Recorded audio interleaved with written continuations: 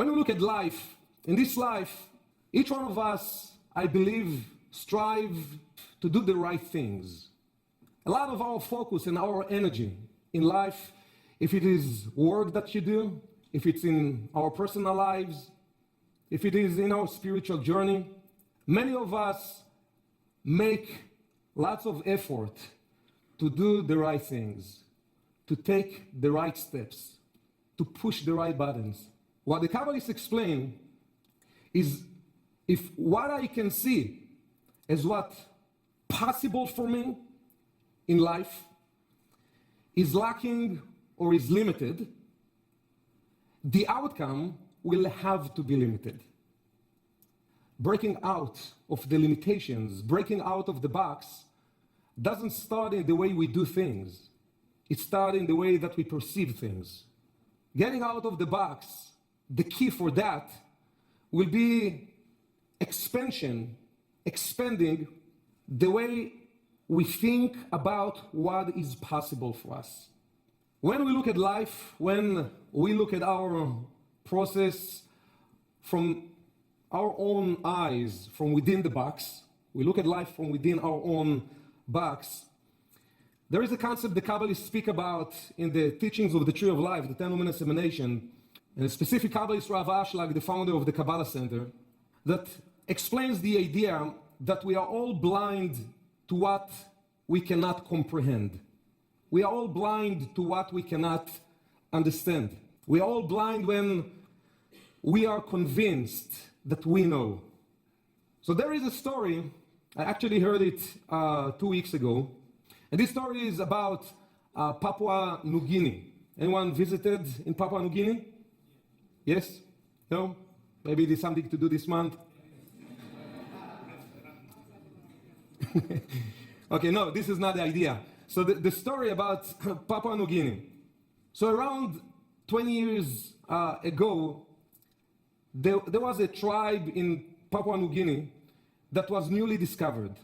And of course, many people were interested to go and to see the culture of this tribe. And among this group of people who went to visit, there was a group of psychologists. The group of the psychologists organized for 5 members of the tribe who never left the tribe to go down and visit Singapore. So they took the 5 members of this tribe to Singapore. They traveled all around. They showed them all the tall buildings in Singapore. They never seen tall buildings. Where they're coming from, there is only those little homes from wood that they're living in. They showed them the airport. They showed them the factories. They showed them hotels. They showed them supermarkets. They showed them the people's home in Singapore. They showed them things that they've never seen in their whole life. After they have seen all of that, they went back to their village on the mountain. On the way up to the mountain, the psychologist asked the group, what was it for you that was the most exciting thing to see? Among all of those amazing new things that you just were exposed to, what was the most exciting thing for you? So the group had a little discussion among themselves, and after a few minutes, they came back to the psychologist and they said, the one thing that was the most exciting for us to see in Singapore was the wheelbarrow. So they shared that they saw workers working on a building construction site using the wheelbarrow to move some bricks. So the wheelbarrow was the one thing that stuck in their mind, because this was the only thing that they could comprehend how it can be applied into their lives. And they were very excited to come back and to share with their friends in the tribe about the wheelbarrow, because it's going to make their life easier with the work that they need to do. All the rest of the things that they've seen, it was too advanced. Their mind could not really comprehend. It kind of flew above their own head. It says that anything that is beyond the idea of what we can comprehend, for our mind living in the box that we're living in, it will be perceived as a science fiction. It's something that doesn't make sense. How can it help me in my life? So it doesn't even make sense for me. Even though I see, it would not make any difference for me. I personally loved the story when I heard this story because I found that we are all kind of tri-people in this universe. And some of the most inspiring things that exist around us every day, especially in the generation that we're living in, everything is outside. Today, none of us can give ourselves the excuse, there wasn't any way for me to know about it. Everything is outside. And some of the most inspiring things around us, we are blind to because we are looking for our own wheelbarrow. When in front of us, there is literally unlimited opportunities. Unlimited opportunities. When we speak about expanding our mind, in this, again, stream of thought, expanding the way of what I see is possible for me in life, it will always come in two directions. In the way of the expansion of what I see in life that I can receive, I can manifest, I can fulfill. This is a way of receiving, expanding the way I think of what do I see is possible for me in life. Greater fulfillment in all different areas in life. Starting to think about it.